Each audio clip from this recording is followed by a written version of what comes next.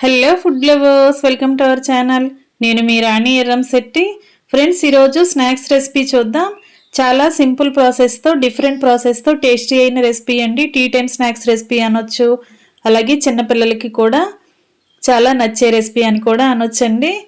1 cup meal మేకర్తో egg masala flowers చాలా చాలా టేస్టీగా ఉంటాయి. ఆ ప్రాసెస్ అంతా చూద్దాం. వీడియోని ఫస్ట్ నుంచి లాస్ట్ వరకు చూడండి, మధ్య మధ్యలో స్కిప్ చేయకుండా చూడండి, అప్పుడే ప్రాసెస్ అంతా అర్థమవుతుంది. అలాగే పిల్లలకి చేసి పెట్టడానికి కూడా ఈజీగా అనిపిస్తుంది. మీ అందరికీ నచ్చేలా ఉంటుందండి ఈ రెసిపీ అనేది. ఇంకా ప్రాసెస్ స్టార్ట్ చేద్దాం. ఒక మిక్సింగ్ బౌల్ తీసుకుని 1 కప్పు నిండా గోధుమ పిండి వేసుకోండి. టేస్టీకి సరిపడా సాల్ట్, 1/2 టీ స్పూన్ పసుపు వేసుకుని 1 టేబుల్ స్పూన్ ఆయిల్ వేసుకోండి. పసుపు, ఉప్పు, ఆయిల్ కూడా పిండికి బాగా కలిసేంత వరకు పిండిని బాగా రఫ్ చేస్తున్నట్లుగా కలపండి. అప్పుడు ఆయిల్ అంతా కూడా పిండికి బాగా పడుతుంది.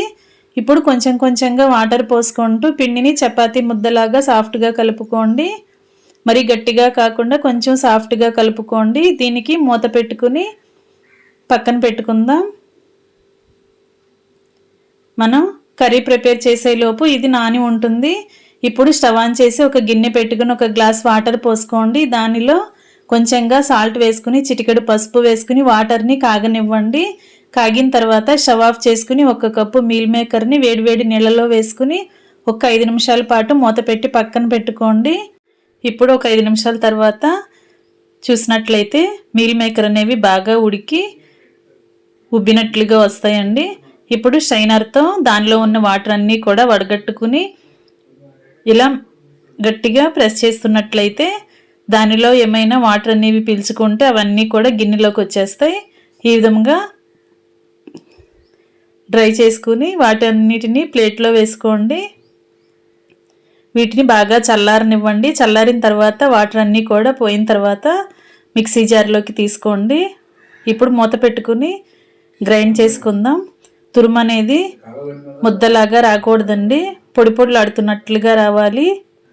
మరి ఎక్కువగా గ్రైండ్ చేయొద్దు, ఇలా బరకగా తురుములాగా రావాలి. ఈ విధంగా గ్రైండ్ చేసుకుని పక్కన పెట్టుకోండి. ఇప్పుడు స్టవ్ ఆన్ చేసి కళాయి పెట్టుకుని 1 టేబుల్ స్పూన్ ఆయిల్ వేసుకుందాం.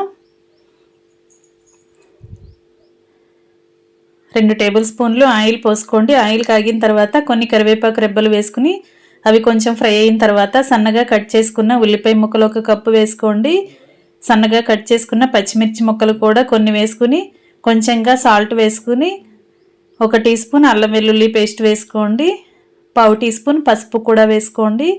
ఇవి 3 కూడా ఆనియన్స్లో బాగా కలిసేంత వరకు కలుపుకుని ఉల్లిపాయని బాగా మగ్గించండి. ఉల్లిపాయ అంతా కూడా మగ్గిన తర్వాత ముందుగా గ్రైండ్ చేసి పెట్టుకున్న మీల్ మేకర్ తురుముని అలా వేసుకోండి.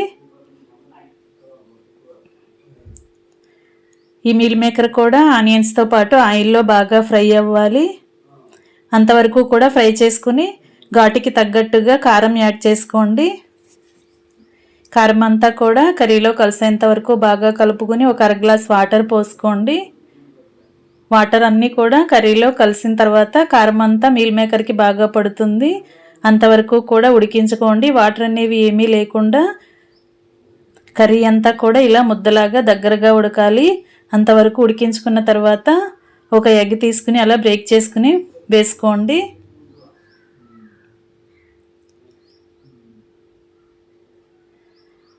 అలా ఎగ్ వేసుకున్నాం కదా, నేను 1 ఎగ్ చూపించా కదా, మీరు 2-3 ఎగ్స్ అయినా వేసుకోవచ్చండి. ఇప్పుడు 1 టీ స్పూన్ ధనియాల పొడి, 1/2 టీ స్పూన్ జీలకర్ర పొడి, 1/2 టీ స్పూన్ మిరియాల పొడి వేసుకుని 1/2 టీ స్పూన్ గరం మసాలా కూడా వేసుకోండి. ఇవి 4 మసాలాలు కూడా ఎగ్లో బాగా కలిసేంత వరకు బాగా కలుపుకుని బాగా ఉడికించండి. కర్రీ అంతా కూడా బాగా ఫ్రై అయ్యి ఆయిల్ అంతా రిలీజ్ అవ్వాలండి. అంతవరకు కూడా ఉడికించండి. ముద్దలాగా లేకుండా బాగా ఫ్రై అయ్యేంత వరకు ఉడికించి స్టవ్ ఆఫ్ చేసి కర్రీని పక్కన పెట్టుకోండి. ఇప్పుడు ముందుగా నానబెట్టుకున్న చపాతీ ముద్దను చూద్దాం. బాగా నాని చపాతీ ముద్ద అంతా కూడా చక్కగా సాఫ్ట్గా వచ్చిందండి. దానిలో నుండి కొంచెం పిండి ముద్దని తీసుకుని పూరీ పీటకి పౌడర్ని, గోధుమ పిండిని, పొడి పిండిని అప్లై చేసుకుని చపాతీ చేసుకోండి. ఈ విధంగా చపాతీలాగా చేసుకున్నాం కదా. ఇప్పుడు ముందుగా రెడీ చేసి పెట్టుకున్న కుక్ చేసి పెట్టుకున్న కర్రీని అలా చపాతీ మధ్యలోకి పెట్టుకోండి.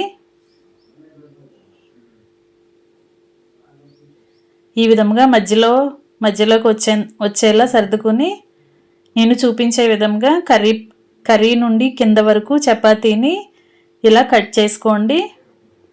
చాకుతో కానీ ఏదైనా తీసుకుని ఇలా సన్నగా వీలైనంత దగ్గరగా కట్ చేసుకోండి. తర్వాత నేను చూపించే విధంగా ఒక్కొక్క పొరని ఇలా కర్రీ వైపుకి ఫోల్డ్ చేసుకోండి. ఇలా మడత పెట్టుకోండి. ఇలా ఒక మడత మీద ఇంకొక మడత పెట్టుకున్నట్లయితే మొత్తం రెడీ అయిన తర్వాత అది ఒక ఫ్లవర్ షేప్లోకి వస్తుందండి. మనం కట్ చేసేటప్పుడు కర్రీ దగ్గర నుండి కట్ చేయకూడదు. కొంచెం కింద నుంచి కట్ చేసామంటే కర్రీ ఒలికిపోకుండా లోపల వరకు కరెక్ట్గా ఉంటుంది. ఈ విధంగా అంచులన్నీ కూడా ఒకదానిపైన ఒకటి కరెక్ట్గా ఫోల్డ్ చేసుకుని అంటించండి. ఫ్రెండ్స్, ఈ స్నాక్స్ అనేవి చాలా చాలా టేస్టీగా ఉంటాయండి. మనం పూరి లోపల meal maker egg masala curry పెట్టాం కదా, తింటున్నప్పుడు ఆ కర్రీ టేస్ట్ అనేది చాలా చాలా బాగుంటుంది. చిన్నపిల్లలే కాదు పెద్దవారు కూడా చక్కగా ఎంజాయ్ చేస్తూ తినే రెసిపీ మీరు ఖచ్చితంగా ట్రై చేయండి. ఇలా అంచులన్నీ కూడా మధ్యలోకి మడత పెట్టుకోవటం కంప్లీట్ అయింది కదా. ఈ విధంగా మీరు కూడా చేసుకుని ఒక ప్లేట్లో పెట్టుకోండి. కర్రీ అంతా కూడా కింద ఎక్కడ బయటికి కనిపించకుండా ఓపెన్ అనేది లేకుండా కరెక్ట్గా ఫోల్డ్ చేసుకోండి. కరెక్ట్గా లేదంటే ఆయిల్లో వేసిన వెంటనే కర్రీ ఆయిల్లోకి కలిసిపోయి ఆయిల్ అంతా పాడైపోతుందండి. ఈ విధంగా అన్నీ కూడా చపాతీ ముద్దలన్నీ కూడా కర్రీని కరెక్ట్గా పెట్టుకుని రెడీ చేసుకున్న తర్వాత కళాయి పెట్టుకుని డీప్ ఫ్రైకి సరిపడా ఆయిల్ పోసుకుని ఫ్లేమ్ మీడియంలో పెట్టుకోండి. ఇప్పుడు రెడీ చేసి పెట్టుకున్న మీల్ మేకర్ ఫ్లవర్ని అలా ఆయిల్లో వేసుకుని ఒకవైపు బాగా ఫ్రై అయిన తర్వాత వెనుక వైపు కూడా ఫ్రై చేసుకోండి.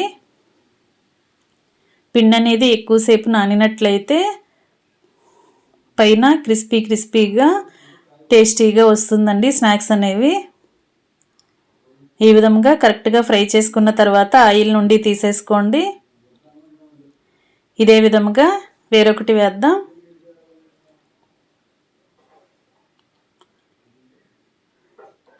కళాయి కొంచెం పెద్దగా ఉన్నట్లయితే ఆయిల్ ఎక్కువగా పోసుకుంటే ఒకేసారి 4 కూడా ఫ్రై చేసేసుకోవచ్చండి. లేదంటే 2 కూడా ఫ్రై చేసుకోవచ్చు. ఈ విధంగా ఒకవైపున కరెక్ట్గా ఫ్రై అయిన తర్వాత వెనుక వైపు కూడా ఫ్రై చేసుకోండి. రెండు వైపులా కరెక్ట్గా ఫ్రై అయిన తర్వాత ఆయిల్ నుండి తీసేసుకుని ప్లేట్లో పెట్టుకోండి. ఇదే విధంగా మనం రెడీ చేసుకున్న ఫ్లవర్స్ అన్నీ కూడా ఒకదాని తర్వాత ఒకటి కరెక్ట్గా ఫ్రై చేసుకుని సర్వింగ్ ప్లేట్లోకి తీసుకోండి. ఇంకా రెడీ అయిపోయినాయండి. ఎంతో టేస్టీగా ఉండే meal maker egg masala flowers. చాలా టేస్టీ రెసిపీ. మీ అందరూ ఖచ్చితంగా ట్రై చేయండి. వీడియో నచ్చితే లైక్ చేయడం మాత్రం మర్చిపోకండి. ఛానల్ని సబ్స్క్రైబ్ చేసుకోండి. పక్కనే ఉన్న బెల్ బటన్ని క్లిక్ చేయడం మాత్రం మర్చిపోకండి. మీ ఫోన్కి నోటిఫికేషన్ వచ్చిన వీడియోస్ అన్నీ చూసి మీరు కూడా కుక్ చేసి ఫ్యామిలీకి సర్వ్ చేయండి. సింపుల్ ప్రాసెస్తో టేస్టీ రెసిపీస్ని పోస్ట్ చేస్తాను. మీ అందరికీ వీడియోస్ నచ్చేలా ఉంటాయి. ఇంకా రెడీ అయిన తర్వాత ఫ్యామిలీకి సర్వ్ చేసుకోవటమే. వీడియో నచ్చితే లైక్ చేయండి. ఛానల్ని సబ్స్క్రైబ్ చేసుకోండి. మరొక రెసిపీతో మళ్ళీ కలుద్దాం. Thanks for watching. నేను మీ రాణి ఎర్రంశెట్టి.